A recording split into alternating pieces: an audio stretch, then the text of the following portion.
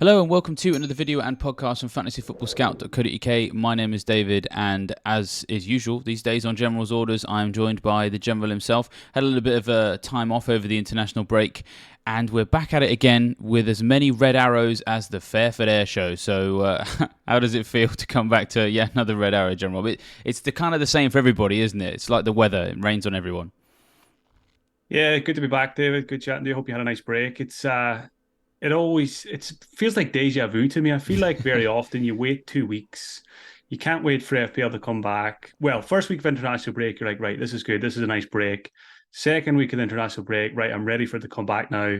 It just comes back and slaps you in the face, doesn't it? It's like, why was I looking forward to this? You forget what the pain is like, and then you go through it all again, but even worse. So I'm just, bank my transfer. That's the only good thing I can take away from game week 5. So hopefully game week 6 better. Yeah, I mean, I even saw people on Twitter say, I missed the international break whenever you come back from one. And then you get a red arrow straight away. I mean, I've made no secret. I love the international break. It's an opportunity just to slow down. And yeah, I think you said on the Game Week 5 episode, or the one we did in the international break, there's no red arrow this weekend, which was great. And then we came back and we got one. So yeah, that's very much the situation. But I suppose if people are out there watching this and they're sort of like a bit frustrated with how the Game Week's gone, well, don't worry, because you are joined by two people also did not enjoy Game Week 5, got red arrows. As I said, it's red arrows kind of across the board. As part of what I do for Scout, I am the one that does the Photoshop stuff to get all these numbers down the bottom, and ticks red arrow or green arrow in the list of layers. And I can only think of maybe 2 or 3 of our contributors, and we have quite a lot of them who've had any green arrows in the last 2 game weeks. So it's just the way it is right now. And conversely, there's lots of people out there who don't take it as seriously as us, who actually seem to have good game weeks when the template has a bad one. Oh, that's frustrating as well, isn't it, Mark? How are your family getting on compared to you right now? Are any of them beating you right now? Yeah, a couple of family men in leagues, but more so it's the league. I'm in a league with a couple of casual managers, and it's the same every season. When we get to game week 5, game week 6, I'm nowhere near the top. So I think at the last 2 game weeks, maybe there's about 12 people in the league, and I'm about 6th. So it's not a fun mini league to click into. Guys who definitely don't put as much time in as me. Probably a bit harsh to call them casuals because they've got a little bit more interested in the last season or two. But yeah, it frustrates me seeing that 5th or 6th place in that mini league, and you click in and there's Salah's, there's Alvarez's, there's I mean good picks that I don't have, but yeah, non-template teams that are performing very well. So I think it's a very interesting time in FPL. I run the Elite 64 mini league. I've been running it for maybe 6 or 7 seasons. It's made up of some of the best managers in the world, and I don't think I've quite seen a start like this for so many of them. There's a lot of them, 2 million, 3 million, 4 million. So it's going to be very interesting to kind of watch that this season and how the different managers approach the kind of recovery and fighting back from a difficult start. So yeah, again, there's plenty of people out there that have had a difficult start. So don't panic. It's still early days, and there's a lot of us in the same boat here. Like I said, some of the managers that I rate, probably in my top 5 or top 10 of managers in the world, some of them are 3 million rank at the moment. So we're in good company if we've had a bad start. Yeah, exactly. We're all in the same boat, and thankfully the boats are all the same size, just about. So because we've got 15 players, so yeah, most people's circumstances are largely the same. So hopefully we can all help each other rise up the ranks. And one other way, of course, you can rise up the ranks is by using the Fantasy Football Scout members area. We won't actually be looking at it too much, I don't think, in this particular video podcast. But there's lots of videos out there that go into very intricate detail, and if you want access to be able to play with those tools, on your own without having to lean on us to show you how it works, then of course the membership is the way to do that. Save 30% still at these preseason prices. Very generous of the people above me who set this sort of thing. It's not up to me. It's my job just to tell you how good the deal is and to go sign it up. So yeah, get that sorted for game week 6, especially if you've had a bad start as well, because there's a lot of information out there that will help you recover from a bad start. So let's just let's go into the specifics of. I was about to say of the bad start, but I don't want to sort of like rub it in. But do obviously appreciate that I've had a bad game week as well. Let's have a look at your game week 5 team, which you've got on the screen, Mark. I'll go through the players for the benefit of the podcast listeners. Turner, Gusto, Gabriel, Chilwell, Saka, Maddison, Fernandes, Rashford, Jackson, Haaland, captain. Watkins with Johnson, Estupinan, Bayer, and Nakamba on the bench. 41 points for game week 5. So yeah, what were your biggest success and biggest failures of the game week, do you feel? Yeah, I think, well, certainly not too many successes. The Haaland captaincy was quite satisfying to see him get that goal, because I know a lot of people went against him. On paper, maybe West Ham was a difficult fixture, but he absolutely smashed it in terms of the numbers. I think he had 5 or 6 big chances. So I was happy I stuck to my auto captain Haaland strategy, which definitely helped limit the damage. Because if I had Youngman Son, there obviously would have been some temptation there. I think my big win was just resisting the Son FOMO, because like anyone who didn't have Heung-min Son, I was like anyone else on Friday. The temptation was there. You see everyone buying him. You see all the top managers posting their teams on Twitter. Right after the deadline, you see Son, Son, Son, and you're like, right, this is scary now. But again, I always have that. I just on my list of golden rules. It's don't let fear rule your transfers. Don't panic into a FOMO transfer on a Friday. And again, I'm glad I stuck to my guns. Didn't buy Heung-min Son, and I've got that extra transfer now, which I think is probably going to save me from playing the wild card, which is good, because I do want to hold it a little bit longer. Elsewhere, Gusto's been a bit of a hero the last couple of weeks, and Saka got the assist. Apart from that, like a lot of teams, I hate a lot of my players right now. Triple Chelsea does not feel good at the moment. Double Manchester United midfield continues to disappoint. Watkins is chipping away, but no goals yet, so that's a bit of a concern as well. Gabriel's fixtures are turning. So yeah, lots of issues, but again, 2 free transfers, maybe a bit of surgery, and I'm sure we'll talk about whether to wildcard or not to wildcard. But at the moment, leaning towards not doing so. Goalkeepers as well. I've got Turner and Johnston. I'm just hoping that that's going to be okay for a little bit longer, that at least one of them keeps their place and I'm not forced into a goalkeeper transfer. I'd rather do that when the wildcard time comes. So overall, 41 points. I mean, 41 points actually feels okay. I did get a red arrow, but seeing some people score under 30, I'm just grateful to kind of get out of there without too much damage. Yeah, it was a good game week to have a bad game week. That's kind of when the average is around 44.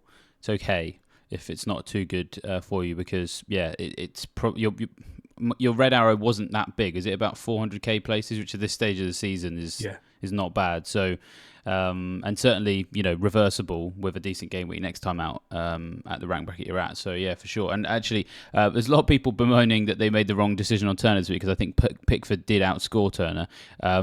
You made the right decision because you got 2 points for Turner and 1 for Johnston. So small victories, right? Small wins, yeah. Yeah, no, it's good. You make an small victories lead to hopefully winning the war in the end. Exactly. That's the thing. You just got to keep them coming. But the big victory. I hadn't thought of it this way with the Son thing. Not going Son, potentially an advantage if you can get that transfer used properly. I mean, I'm pleased to see someone else resisted, because I didn't go with Son either. It's hard, isn't it, when everyone else is going for a particular player? I mean, did you feel that he would get something? Or were you surprised by the blank? I mean, it's worth us talking about it, even though neither of us have the player. Perhaps maybe makes us a bit more objective because we're not so emotionally invested in that blank. Yeah, there's obviously hindsight involved here, but I did think he was being, slightly overhyped. I think, he had an incredible amount of transfers in, which is what happens nowadays if a player scores a hat trick. And it did feel like a perfect storm. He's off the back of a hat trick, Sheffield United fixture, playing out of position and playing for a really good attacking team. I was back in Ireland during the break, and I had a really interesting chat with an old friend of mine who I hadn't seen for a long time. He says himself he doesn't have a huge amount of knowledge about the Premier League, but he's an incredibly intelligent guy, currently doing a PhD in statistics. And he was saying he's finished bottom of the mini league the last couple of years. So this year he's actually made some of his own code to help him hopefully shoot up the mini league. And we were talking about Heung-min Son, and he was saying he was talking about he had a few quotes from Warren Buffett and stuff, and we were just talking about Heung-min Son, and we were both basically saying everyone's buying Son, but we're not buying him. We need to try and basically buy the next Heung-min Son. The hat trick's gone. We need to try and get the next Heung-min Son, and that's the key to FPL. Trying to get the hat tricks before they actually happen. And the thing with Son was, again, there's hindsight involved here. I had serious FOMO. I expected him to score at maybe one at least. So it's easy to say now that I'm glad I didn't go for him. The main reason I didn't go for him was because I would have had to lose a decent asset, at least a decent asset on paper, Bruno, Rashford, or Saka. And they all had good fixtures, I thought, at least. I do probably have too much faith in Manchester United so far this season. But it was a case of selling a good asset for another good asset or banking the transfer. And in most cases this season, I will probably fall on the side of banking the transfer if that's the case. And I did have this nagging feeling as well. I always feel like during an international break, the week after an international break can be very odd. You can get odd results, and you can get odd FPL game weeks, and it certainly happened again. So yeah, it's like I said, it's easy to say now. I'm glad I didn't go for him, but I was seriously fearing him at the weekend. Not just because of all of his new owners, because of the fixture, out of position, love the player. So yeah, it was just dodged a bullet. I feel like I dodged the Sterling bullet the week before when a lot of people bought him, and I dodged the Sun bullet again. So it's becoming a season of dodging bullets, which is on brand for this video. Yeah, that's very true. Yeah, absolutely. It's a good defensive tactics there for sure.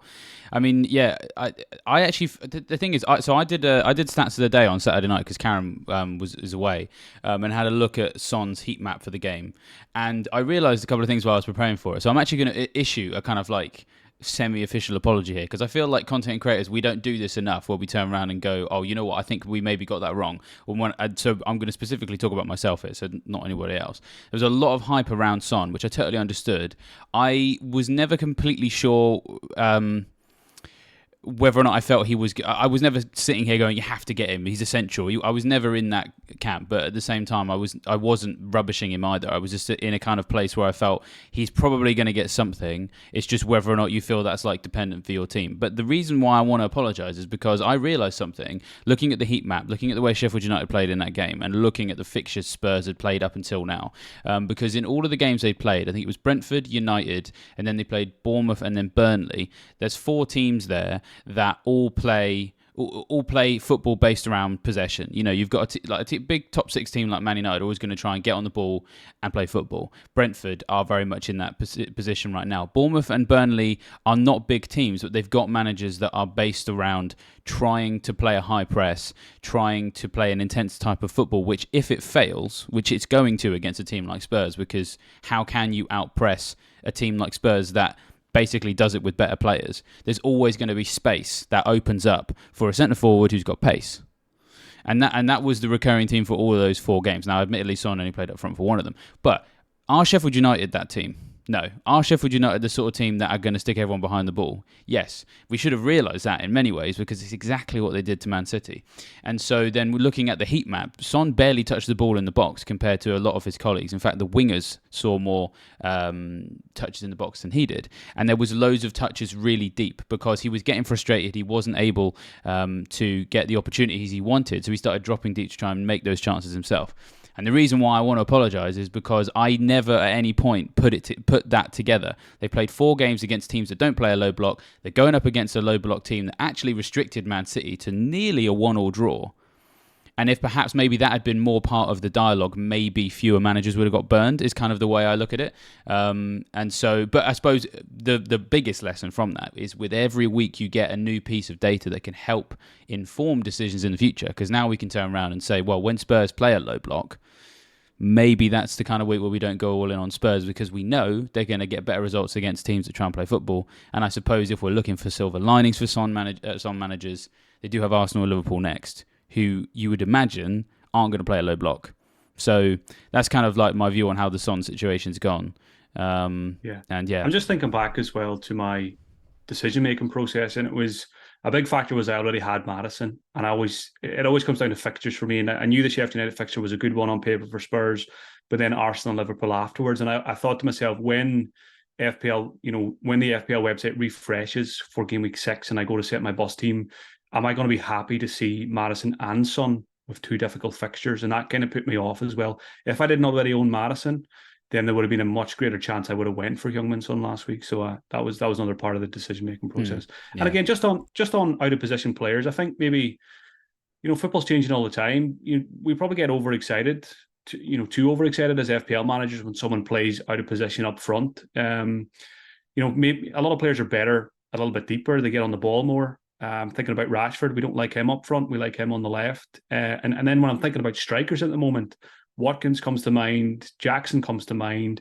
There's not very many strikers actually scoring goals in the Premier League at the moment. And again, it's another reason why I would prefer to be on 5 midfielders in FPL. I'm still on a 3-4-3, and that might continue just because I'm fighting some other fires at the moment. But yeah, it's worth I think tempering our expectations if we see a midfielder in FPL, play up front, because it doesn't always necessarily mean it's going to be a good thing for the player.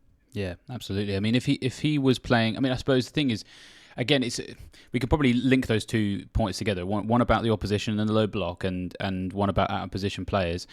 A game against a low block team is probably not going to benefit someone like Son, who is not a traditional centre forward. He's the sort of player who thrives on space, and obviously is more traditionally utilised as a wide forward. He's not the sort of player that you're going to be able to play the ball up to with his back to goal. Whereas you more comfortably do that with a Harry Kane or an Ollie Watkins, for example. And so, yeah, the fixture comes into that out of position sometimes because, yeah, it's just kind of not in his locker, which is not to criticise him. That's just not the type of player that he is, really. But yeah, certainly you've obviously mentioned you've got 4 midfielders and you're doing 3-4-3. So what I will do is stick your bus team on the screen. Some slight tweaks. Johnston comes back in because, of course, Turner's facing Man City. Estupiñán comes back in as well. So it's Estupiñán, Gusto, Chilwell across the back, Saka, Maddison, Fernandes and Rashford, Jackson, Haaland captain and Watkins. So a couple of substitutions there. You got 2 free transfers. Yeah, where's the work going to go? Yeah, so it's time to get on the gloves and the overalls, and I think it is time for a bit of surgery. I've been threatened to do a bit of surgery for a while. There was I think Saturday night, Sunday night, strong wildcard temptation again, but had a look at it, had to think about things, and I think it's very hard to wildcard when you have 2 free transfers, because I think 2 free transfers in a -4, the mini wildcard gets you pretty close to where you want to be, and I think the main reason why I don't think I'm going to wildcard is this season, it just still seems a bit nuts at the moment. From week to week, a lot of things are changing. Sterling was essential 2 weeks ago. Son was essential last week. Salah's essential this week. Who's it going to be next week? So the season hasn't really settled down yet. And I don't feel like I can confidently build a wildcard squad that is going to, serve me well long term. It's obviously in the back of my mind too. It's probably a long time until I play my second wildcard. So it's a long spell of time for a new set of troops. And I'm just not ready to do that yet. I feel like I don't have enough information. And I just want to see a few more trends. I'd like to see how the Champions League affects things a wee bit as well, in terms of which players are going to get rotated and stuff like that in certain teams. Not just Champions League, the Europa League and Conference League as well, for the likes of Villa and Brighton and those teams. So leaning towards no wildcard, because again, there is issues in this team, but a lot of it can be fixed with 2 frees and maybe a -4. So very early thoughts before any Champions League games happen. I don't want to ignore my defence any longer. I've been holding on to Gabriel for too long. He did get the clean sheets, which was nice, but of course he had to throw in a yellow card for good measure. So I think I'm finally going to sell Gabriel. Chilwell is an issue now. I don't really want to have a Chilwell headache every week. Is he going to start? Is he not going to start? So I think I'm going to make 2 defensive transfers. Not very exciting, but Gabriel and Chilwell out. And I've got enough cash for double Newcastle defence. So Trippier and probably Botman. I think I've got 0.1 wiggle room for that. So I'll keep a close eye on that over the next couple of days, but it should be okay until Friday, I think. And then, straight away, I think the team will be looking a lot better, because you'd have a back 4 this week at Johnston, Estupiñán and double Newcastle defence. Not ideal keeping Bruno and Rashford, but it is Burnley. And Rashford's numbers were pretty good. I think it was 9 shots, 6 in the box in the last game. Bruno can be dealt with in the near future if he continues to disappoint. Maddison, still think he could be a season keeper. Saka's absolutely fine. Haaland's obviously staying. And then you've got Watkins and Jackson. And Watkins is not scoring goals, but I think he will score goals. It's probably a matter of time. And as long as he's chipping in with those assists, he's not the weakest link in the squad. So I think Watkins might survive, and the fixtures improve for Villa soon as well. But Jackson, certainly on the chopping block. So I think early thoughts, 2 defensive transfers, Trippier and Botman for Chilwell and Gabriel, and then maybe wait until Saturday and see if there's a Manchester City team leak, because there's no early kickoff. Man City play at 3:00. We could get Manchester City teams, and then Jackson to Alvarez -4. I think if I got news that Alvarez was definitely starting, I would be open to doing that -4. getting rid of Jackson, who's an underperforming asset, 1 yellow card away from a booking. And then with a -4, I think the squad is already looking a lot healthier. And I think Gusto would be my first sub in that scenario. So it'd be a bench of Gusto, Bayer, and Nakamba. So that's where I'm at. So all eyes on City Champions League this week as well. They've got an easy fixture. So it'd be nice if Alvarez got the night off or got some reduced minutes.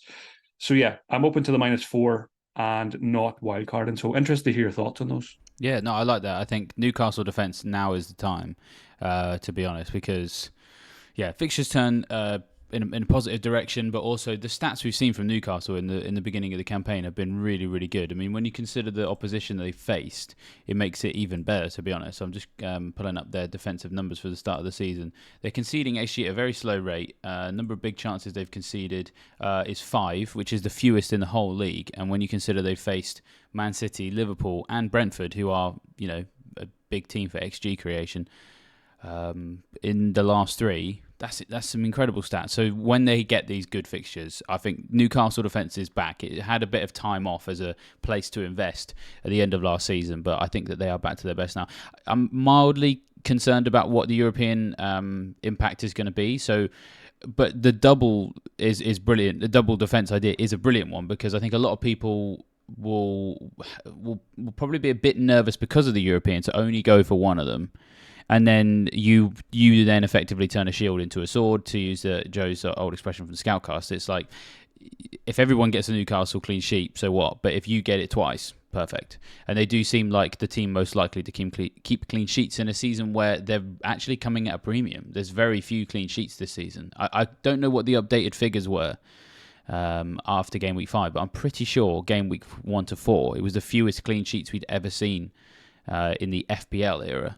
In the first 4, I don't know about Premier League, but in the years of fantasy Premier League, the fewest clean sheets ever. So Newcastle, one of the few teams that actually look like they can keep one. So I think that's definitely a good idea. And Alvarez is really annoying me because there's so many reasons not to get him.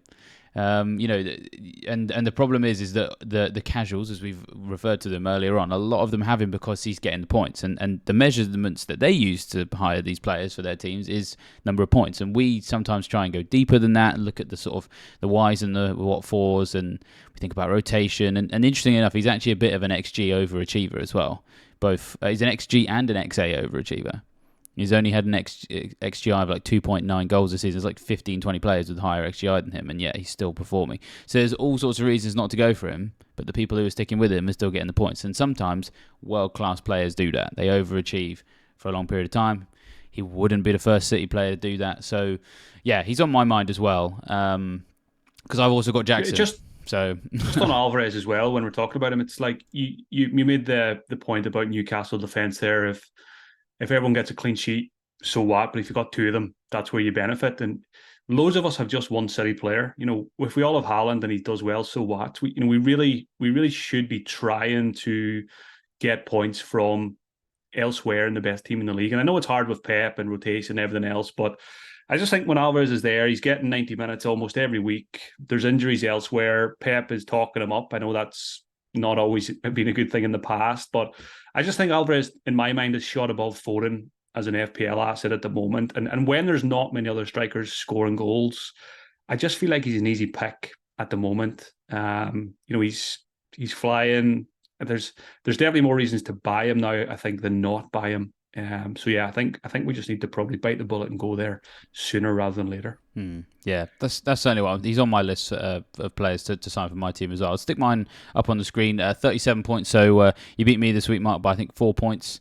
I'm trying to work out exactly where and why that happened. To be honest, it was another rough week. My bench looks like a Flight of the Conchords binary solo, 1-0-1-1 from Flecken, Estupiñán, Archer, and Anderson, which kind of does sum things up. But yeah, the actual team itself: 2 points for Turner, 1 I think for Cash, 5 for Gabriel, as he said. Got himself the yellow. 0 for Chilwell, 1 for Maddison, 2 for Mbeumo, 5 for Diaby, 2 for Foden, 6 for Saka, 1 for Jackson, 12 for Haaland. So yeah, I mean, Similar issues, I guess, because Chilwell I need to deal with. I think Foden I probably also need to deal with as well. And Jackson I need to deal with. They're probably the big three.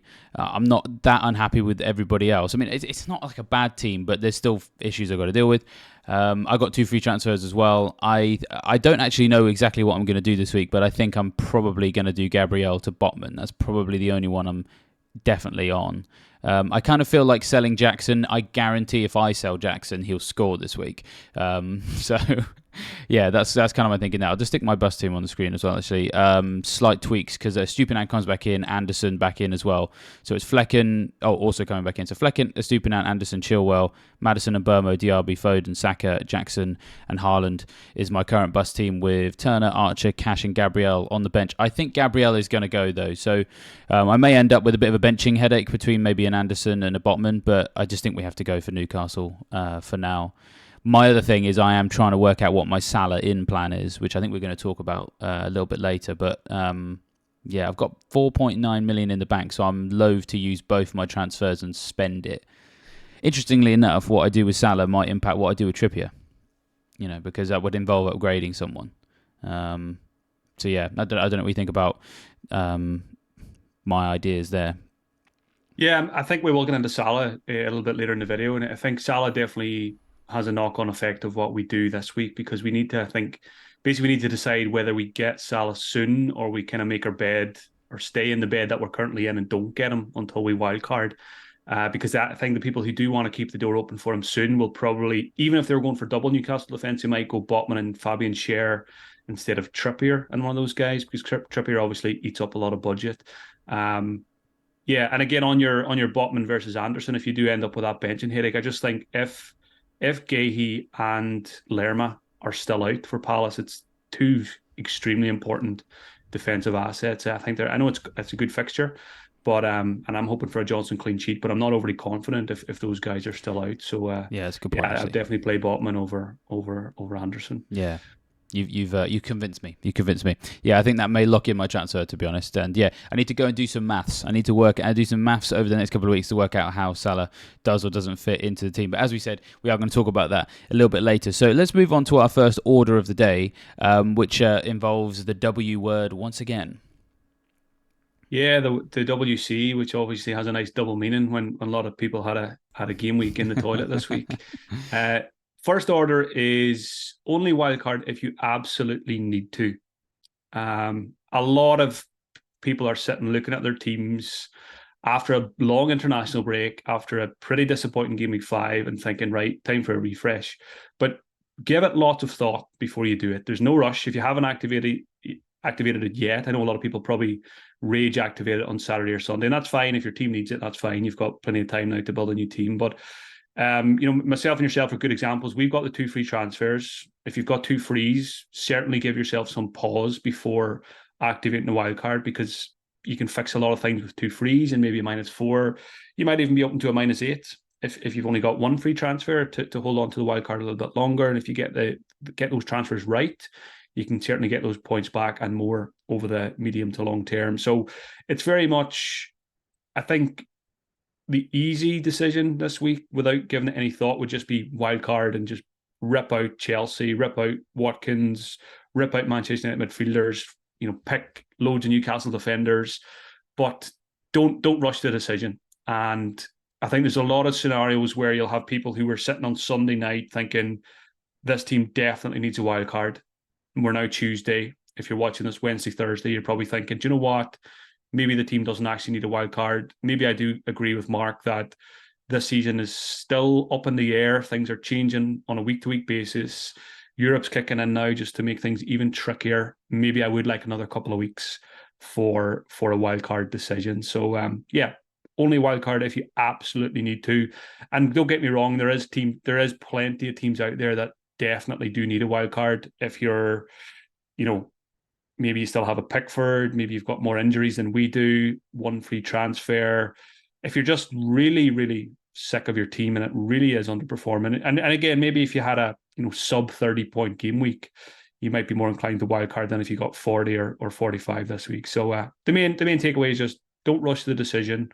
If you haven't activated it yet, don't worry too much about price changes. You could always activate Wednesday, Thursday, Friday, but just be 100% sure that it's the right decision for your team before you actually press the button. You make a good point about price changes, actually, because I haven't really seen that many managers suffering that desperation of, oh, I have to do this transfer. If I don't do it tonight, I lose the 0.1 and I can't do the transfer. It seems to be another season where money isn't really an issue. So certainly I would echo that thought of don't let the pressure of price changes impact your decisions, because I don't really think it matters in a season when we can actually afford to play 0.1 to pay 0.1 for extra information, which is going to be especially important in the first week of the Champions League. Yeah, a good example of that is I had strong wildcard temptations Sunday night. So what I did was I built a wildcard squad. And as is often the case, you build it with 0.0 left to spare. And I thought, right, and straight away you have that fear, oh, maybe I need to press the wildcard here because there's 0.0. But when you actually take a step back and look at it, I think Trippier and Botman were in there. So, Trippier could just be Fabian Schär. I think James Ward-Prowse was in the team, which I wasn't feeling fantastic about. He could be a cheaper midfielder or a cheaper forward, someone like an Edward or even a Morris with a double game week coming up. So there's always a solution. I always say that there's always a solution. That's a line I've stolen from Tom Freeman from a few years ago, and I use it very often because it really struck a chord with me and it kind of matches my style of play. Again, another example from Sunday night was I had 0.0 in the bank with that wildcard squad. Brian Mbeumo was going up in price that night. So I think what some people probably did was brought in Mbeumo Sunday night, and then maybe we'll decide later in the week if they want a wild card or not. And if they don't, they've still got, a good asset with good fixtures coming up anyway. So many different ways to play it. But again, my experience in FPL is I don't worry about price changes too much. And it might get a little bit trickier now because Salah's in the equation. But like I said, if you can't afford a Trippier, you just get a Fabian Schär, and he might get you more, bang for buck anyway in terms of points per million. So yeah, don't stress over team value. Yeah, and also fixtures as well. I'm going to sound like a broken record here. Game week 9, that fixture swing that week is quite severe in that's when Chelsea's fixtures massively shoot to the bottom of the season ticker. Man City's get a lot harder as well. A couple of other teams that people are invested in, like Spurs, drop down a little bit on the season ticker around that time, and then Liverpool, West Ham, Wolves, Nottingham Forest, Crystal Palace, they all shoot to the top. And Wolves actually are still going under the radar. I think Neto's numbers are good, and so his current output of points is sustainable, and he's like 5.5 million, and everyone's too scared to touch him because of the start of last season, so he could be a good, interesting differential. But would you want to sign him outside of a wildcard? Probably not really. Forest, Awaniyi, and I think Gibbs White are good options as well. But again, like, you're not going to switch to them necessarily as your replacement for, say Jackson to he maybe wouldn't do that this week. You want to be able to maximize the changes. You want to go from a team that's completely different to a team that's completely different when you play that wild card. And there's definitely bigger opportunities in the future than game week 6, I think. So yeah, I just feel like as well, it's just it kind of drives it home for me. How quickly the landscape is changing on a week to week basis. It's changing quicker than ever. The narratives are changing. Players quickly go from essential to being sold. And I just think if we're in going into game week 6 now, when we get to game week 9 or 10, things could be totally different. The wildcard squad that I built on Sunday night, there might only be 3 or 4 of those picks in a game week 10 wildcard team. So I'm just not ready. I'm not confident enough to play it. Hasn't been a fantastic start, but my start doesn't impact whether I want a wildcard or not. People always think, oh, I'm 3 million ranked, should I wildcard? It doesn't matter what your rank is or your mini league. It's about the players you have. And if you've got a semi-decent team, you've got a couple of transfers to fix that, and you can take a hit or two, I think that's more important than where you actually are in mini leagues or overall rank. Yeah, completely agree. And you know what? That point is driven home even more by this week's edition of Dad's Army, which I deliberately haven't told you about because I feel like I want to capture your live reaction once again. And I can see the Roy smile already. He's like, oh no. I don't even want to hear this. So, obviously, my dad has had a good couple of weeks. He got 97 last week. He, like many casuals this week, got 58 points in game week 5 because that's just what they do. When we have a bad game week, they do really well. Anana, White still delivering for my dad. Dan Byrne. And do you know what his transfer was this week? He Did signed he go Tim. sideways from Newcastle? He No, signed Tim Ream. And he got 8 points out of Tim Ream. that's disgusting. I can't remember who he sold him for, but I mean, just the fact that he signed Tim Ream and got 8 points for it, like instant reward. I love it. And then and Burmo, Matoma, Bowen, and Saka. So his midfield kind of let him down this week, but he's actually had Alvarez for 3 or 4 weeks. So he had Captain Haaland, Alvarez on the 9 points, Antonio as well. He even had the luxury of benching Luis Diaz and still got 58 points. And the worst part, and I am really sorry about this because I know he's not going to like this, is my dad, having had a good couple of weeks, is now 1.5 million rank. So he's about 200, 300k places off yourself, Mark. So it's getting tight between you and my dad, even though actually I don't think either of you know of the other's existence. You've never met each other, to be honest. So, And the way things are going, I hope we never meet because I mean, you can go on the FPL website, can't you, and see how many transfers in a player's had in a certain game week. So I think if you click into Tim Ream's profile, it'll probably say transfers in one. It'll just say David's dad. yeah, that's beside it. probably what it'll be. His ownership right now is 0.9%. I mean, wow. And so he made the team of the week. I think he got some bonus. I think that's what it is. Yeah, 2 bonus. And yeah, I'm just trying to find out who he actually signed, like did the swap for, because I feel like that was. Oh, that was it. He sold John Stones. I mean, so actually selling John Stones makes some sense because he's been ruled out. But the fact that he even had John Stones this long, I think, is part of the problem. So it just continued like farcical things that somehow aren't punishing him. So very on brand with Dad's Army. So Maybe he's just going to target Sheffield United with his transfers now. Fulham were playing Sheffield United, weren't they? Yes, yeah. So yeah, well, all eyes on his next transfer to see if he targets them again. Yeah, exactly. Well, I actually don't talk to him. I actually prefer, as in about FPL. I talked about other stuff. Don't worry. I don't talk to We're him about going to this get into stuff. some awkward stuff there. Yeah, well, now you mention it. No, I'm joking. I deliberately don't ask him what his transfers are because I find it's usually more comical when I log in and see how many points he's got. So, yeah, whatever happens in Game Week 6, who knows? You literally can't write this stuff. So, yeah, there we are. Apologies to bring more devastating news to you from the Dad's Army section, Mark. Should we cheer you up a little bit with the second order? Yeah, let's move on. Yeah, let's move on as quickly as we can. To some more Newcastle chat. We kind of already alluded to it, but yeah, this is order number 2. Yeah, order number 2, quite a simple one this week. Invest in the Newcastle defence. So most people are going to be doing this anyway, just to drive it home. The fixtures are turning, big time. A lot of people, well, a few people probably went there for the Brentford game in Game Week 5. I fancied Brentford to score, so I wasn't in a rush to go there. Obviously, that didn't turn out to be the case. But again, it's another, good reason to go to Newcastle. They've got their clean sheet now, and they've got better fixtures to come. So in a season where there isn't many clean sheets, I do have a lot of faith in Newcastle. I know they, long term in the last 24, 25 games, they might only have, 3 or 4 clean sheets, but it's the fixtures, it's the players involved. They've got attacking threat as well, and again, the lack of other options. So I think Botman should probably be the first pick in everyone's team, just because, when FPL launched, we seen him at 4.5. We said that's a mistake. Everyone put him in, and then they took him out because of the fixtures. And we said, we'll go back to him Game Week 5, Game Week 6. So here we are. So let's remember what we said, and let's just go and buy him. 4.5, good for bonus. Some attacking threat as well. Maybe it's not as much as Fabian Schär or Trippier, but you never know. So Botman, number 1, I think, for price and bonus potential. I still like paying the premium for Trippier as well. Lots of avenues to points with the set pieces, takes a lot of corners, creates a lot of chances. And Fabian Schär, I think, is a good option as well. If you want to keep money for Salah, maybe you go Schär and Botman. And obviously going for just one Newcastle defender is absolutely fine as well. Maybe you buy one this week, and if they do perform well and the defensive numbers are good, maybe you add a second one in the near future. So I think a big attraction to Newcastle defence as well is because there's a lot of rotation in attack. You've got, Isak's probably going to play Champions League. Wilson played the whole game in Game Week 5. So you never know what's going to happen with that position, and that could chop and change over the next couple of weeks with Europe.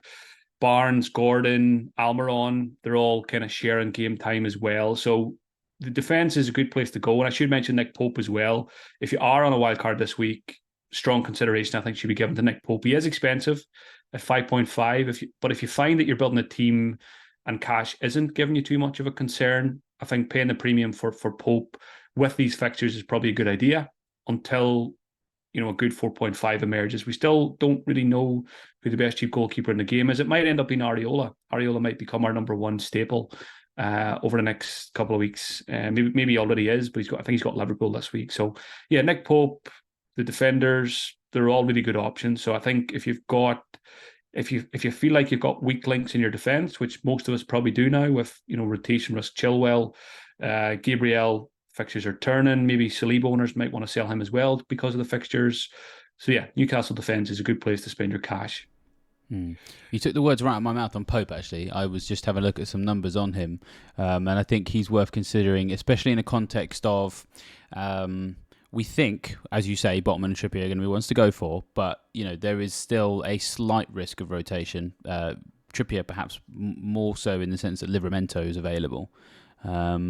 Pope seems the least likely to get rotated, so you pay that 5.5 and you get that on top of the other things. And just some other numbers just to drive it home again on Newcastle for their defence so far this season. Already alluded to the fact that they're joint best for big chances conceded.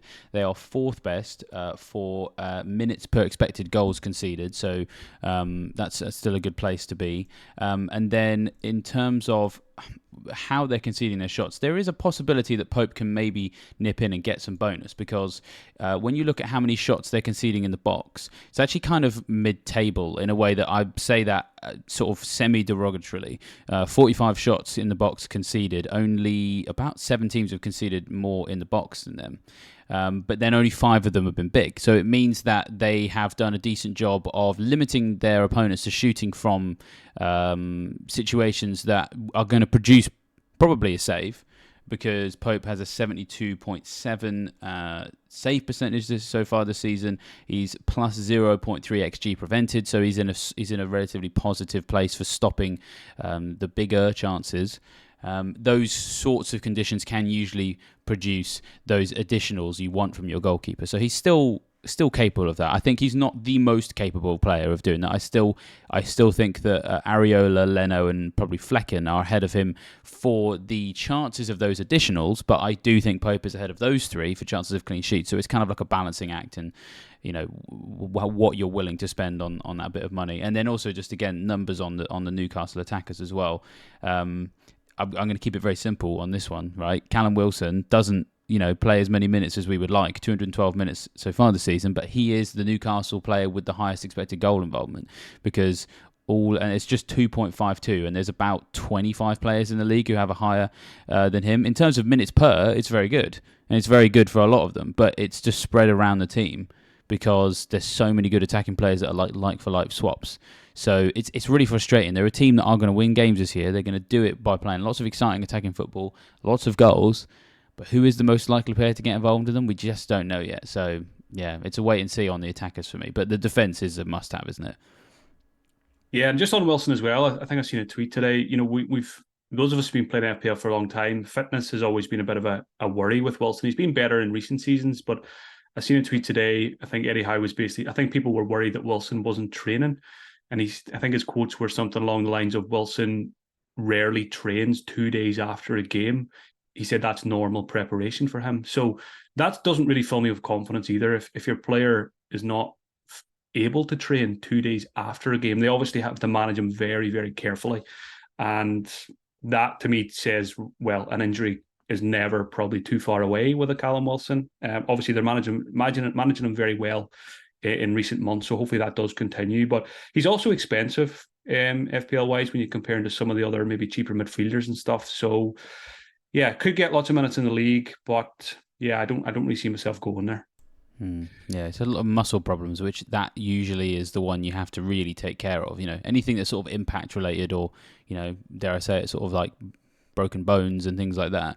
Weirdly enough, you don't have to be so concerned about. It's the muscle ones, because yeah, there's just so much overexertion in modern football. So yeah, it doesn't surprise me. I hadn't seen that tweet, but that doesn't surprise me. They've said that about him specifically. So yeah, it's I would definitely fact check that. I can't even reference who the Twitter account was. But do you know what the most annoying thing is about Callum Wilson? What does he do every time he scores? Oh, he does your salute, doesn't he? He does the salute. So he's definitely maybe listened to the podcast a couple of years ago when he scored every time I didn't own him, and he was a proper FPL troll back in the day, wasn't he? He He really was was. you'd have him for the good fixtures and he'd do nothing, and then he would troll you in the others. So I've got a bit of bitterness FPL wise towards him. Fantastic player, obviously, but that salute it hurts me every time he does it. It's copyright infringement, arguably. I mean, statistically, he has always been an anomaly because there was a time when he would have lots of shots and he would not score. Then there was times when he would have like one a game and it would always go in. His stats kind of busting thing these days is the fact that he has brilliant numbers that look like someone who's playing all the time, but actually he's just a substitute. He's like the best super sub since Ole Gunnar Solskjaer is what I still insist. One thing I will say, if you do ever meet my dad, you can bond over your opinion of Callum Wilson. He dislikes him, and I've said this before, as a West Ham fan, he seems to always score against West Ham. He scored against West Ham when he was playing for Bournemouth about 4 or 5 years ago with his hand. It went completely unnoticed by, well, just only VAR. And after the game, he was asked, Callum, how did you put the ball in the net for the second goal? And he just turns around, looks at the BBC cameras and goes, magic. Right? And my dad was like, I remember that. he was so annoyed. So there we go. At the very least, you can bond over that and just don't talk about FPL. That sounds good. Well, speaking of family, how's your little boy getting on? We're going to have a visit with Sonny Soldiers now with the most beautiful sight I've ever seen in FPL of all time because, wow, we got 4 Spurs players in midfield. I love this. Talk us through it, man. It's lovely, isn't it? It's I think the fact that it's the quite crisp, clean white Tottenham shirt as well, it just looks even better. And to get 4 midfielders, it's just you couldn't rate it really. So we obviously had Brennan Johnson from the start of the season when he was at Nottingham Forest, and then he joined Spurs to join his son Maddison and Richarlison. So he's got a beautiful Tottenham midfield 4, and I had to start all of them this week, just to make it look nice. And the goal now is to go as long as possible without making a transfer, because obviously if this team makes a transfer, it has to sell. It'll be forced to sell a Tottenham asset. And then the goal is also, another goal is to have a game week where all 4 midfielders get an attack in return. And I don't think that's out of the realms of possibility. They'll probably all get minutes in most games, so there's always a chance. Brennan Johnson actually scored a fantastic goal at the weekend, which was chalked off for offside. A really, really good goal, which reminded me of Dele Alli actually when he was in his Tottenham days. Richarlison off the bench to score, but overall it wasn't a great game week for Sonny. 36 points. I was very worried actually I was going to lose again because I knew he had Robertson. I knew he had that guy Callum Wilson saluting when he scored as well, but I just about managed. I think the Watkins assist, the Gusto clean sheet, and the Haaland captaincy obviously got me over the line because Heung-min Son. I was, given that I didn't buy Heung-min Son and I knew Sonny had him captain, it was a scary weekend when Tottenham were playing. I think I actually went and did the big weekly supermarket shop at 3:00 on Saturday because I needed to take my mind off things, and there's never any phone signal in the Morrisons where I do my shopping, so I couldn't even put in the headphones or anything. So I knew I was in a safe place from FPL paying, and walked every single aisle, looked at every single product, and took as long as I could just to delay the inevitable pain, which obviously hit me when I got back to the car. So yeah, thankfully I got back to winning ways. I think that's 4-1 for me now against Sonny so far. And like I said, just probably not going to make any transfers on this team and just try and leave the 4 Spurs guys there for as long as possible. I think the best thing about that story is I think you chose the only major shopping brand that has the word sun in the name. I didn't even realise that. So it's all on brand. I'm drawn towards Morrison's. Exactly. Well, I mean, Morrison was it West Brom he used to play for? Am I thinking of the right player? I mean, he would have. Yeah, James Morrison, yeah. I think, was it? Yeah, that's right. What a wonderful world, you know. Maybe I definitely need to pick a different shop next week. I think you're gonna have to, yeah, for sure. And also, what other thing I want to point out here, which I think is quite funny. I can just imagine your weekend going this way. You're scared about Son, and then he blanks, right? But then Richarlison gets 2 attacking returns, and he's got him as well. He knows what he's doing. Clearly, he just finds a way. Yeah, exactly. It's in his blood. And again, I'm just thinking about it now. If the Johnson goal wasn't ruled out, I think he beats me because. Ooh. I think he beat me by 5 points, or I beat him by 5 points, or maybe even a draw. If Johnson sneaked a bonus point, which he probably would have, then so yeah, thank you VAR for that one. Yeah, so you can take a 4-1 lead over your, how old is he now, 7th-month-old Yeah, son. 6, yeah, almost 7 months. Must feel good. It does feel good. It does feel good. Right, let's move on to our final order then this week, which, possibly even the biggest subject of the week, or at least the next few weeks. It's the man himself, the Egyptian king, first double-figure haul of the season for Mo Salah. And he's very much on people's shopping lists, especially with that game week 9 fixture swing coming along. So, yeah, take us away, Mohamed Salah. Yeah, order number 3, again, another simple one. Make plans for Mo. A lot of us don't have him. If you do have him, and if you had him from the start, well done, because you had more faith than I did. And he's chipping away. He's not explosive, but he's chipping away, and you certainly got your rewards in game week 5. So those of us who don't have him now, we need to decide what to do. And if you're making transfers this week, you might want to, you've got to factor in, am I going to want to buy Salah soon? Because in that case, maybe you don't go for a Trippier, for example. Fixture-wise, it's always about fixtures for me. And when I look at them, West Ham, Tottenham, Brighton in the next 3, I don't love that. But then the next block of fixtures after the international break is Everton home, Forest home, Luton away, Brentford home, which will then bring us up to the 3rd international break. So it's certainly game week 9 is when I definitely want to own Mohamed Salah again. The question then is, do I need to go there beforehand, or do I just stick with my strategy, which was spreading the cash around the squad and going without him? I'm not going to captain him. So do I really need him? And I still think I'm in that camp. Once I make those transfers I made that I mentioned earlier, I think my squad will be looking a lot healthier. I'll be a lot happier with it. And I still don't really fear Mohamed Salah. I know a lot of people are probably going to buy him this week, next week, but I think I'm still happy to wait until around game week 9. And that might be involved in a wild card, maybe around game week 9, game week 10. So I don't think I'm going to worry about my budget this week when I make my transfers. I think I'm going to go and get Trippier, and I'm going to go get the other guys, and I probably will only have maybe 0.1 or 0.2 left in the bank. So I'm basically deciding I'm not going to get Salah until around game week 9. So maybe even game week 8 for the Brighton game, because they're not great defensively. But yeah, to me, it still feels okay. Yes, he's been chipping away nicely while the others haven't been. But again, that can change quickly as well. Even if Salah continues to perform well, all I really need is some of the others to start doing something, anything. I'm looking at you, Bruno Fernandes, players like that, Watkins, just do a little bit more. And then I don't need Salah, because it should balance itself out. So, yeah. What are your thoughts on him? You think we're getting him soon, or are you going to hold off? Well, funnily enough, whilst you were just talking there, I thought, what, I'm just going to double check how easy it would be for me to get him in, because I was bragging earlier on about how much cash I have. As in, not only Matty, but just I have 4.9 in the bank. I can this week do Gabriel to Botman and Foden to Salah. 2 free transfers sorted.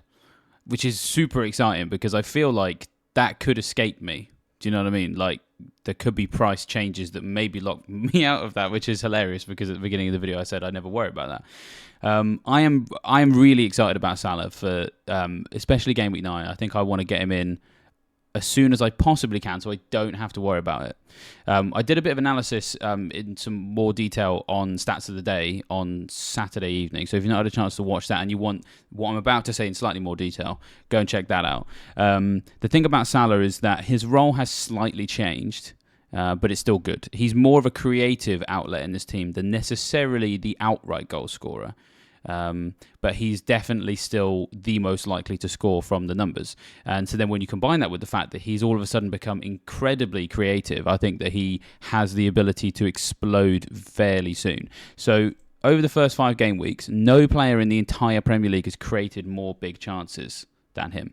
He's not necessarily created the most. Funnily enough, the person who's created the most chances is actually Pedro Neto with 17. Fernandes, Alvarez, Gross, Saka, Matoma, Maddison, Foden, all of these players have created more chances than him, but he's the one creating the bigger ones, which is interesting to see, because he's actually technically now the most creative player in Liverpool when Trent is also around. I mean, I know he's had this injury, but that's what Salah is bringing to this attack. And then when you move on to his goal threat potential, it's a bit tempered from what we're used to. But if you're looking at those Liverpool fixtures and feeling like you need to invest, he's still the most likely to score, because he's got the highest XG of any Liverpool player this season. He's got more shots on target than any other Liverpool player. I think one player has maybe outperformed him for shots in the box. I think it's Diaz. Nunez has had more big chances than him, but it's only one extra big chance, and you would trust Salah with a big chance more than you trust Nunez, and of course you trust Salah to start more games than Nunez.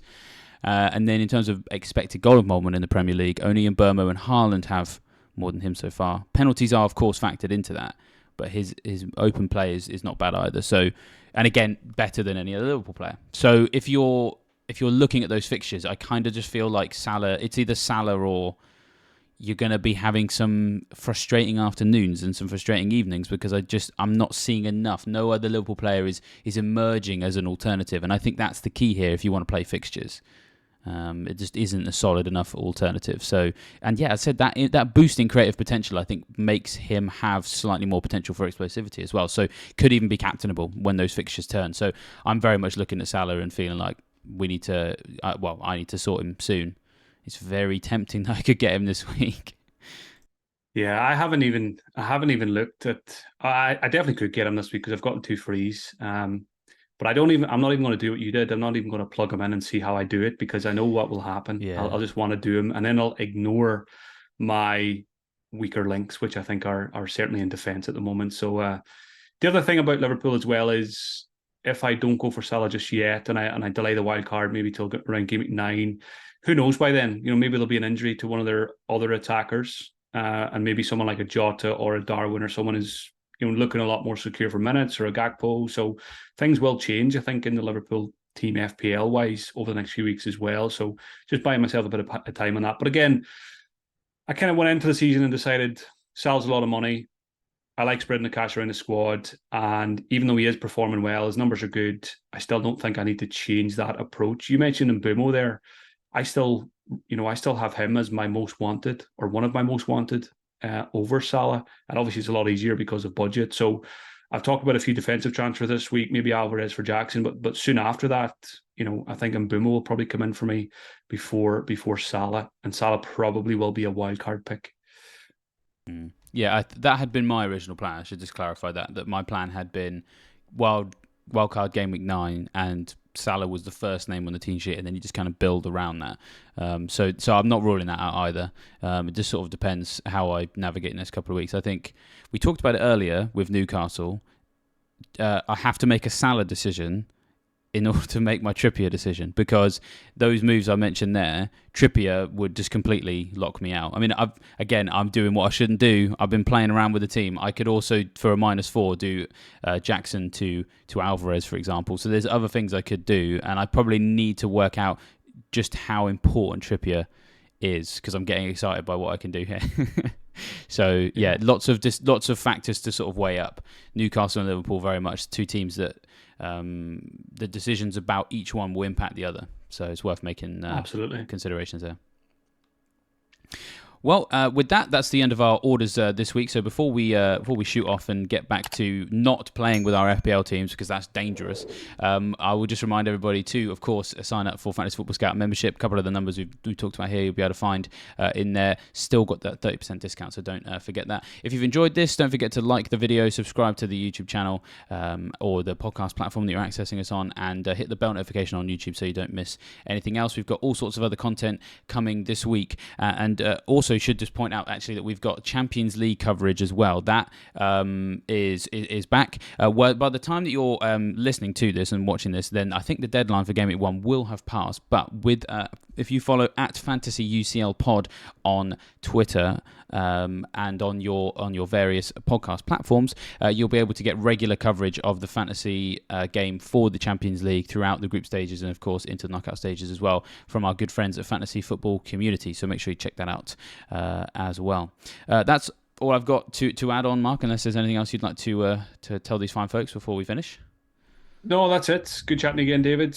Best of luck for the game week ahead. I'm looking forward to seeing what you end up doing with your transfers, and because I can see the Salah temptation on your face now, and very interested to see what your dad follows up Tim Ream with next week. So we'll see what he does. It's going to be good. Yeah, I will not ask him, and it will be a big old surprise next week. So yeah, looking forward to that. Well, with that, we shall leave you fine folks to the rest of your tinkering, and we shall see you next time.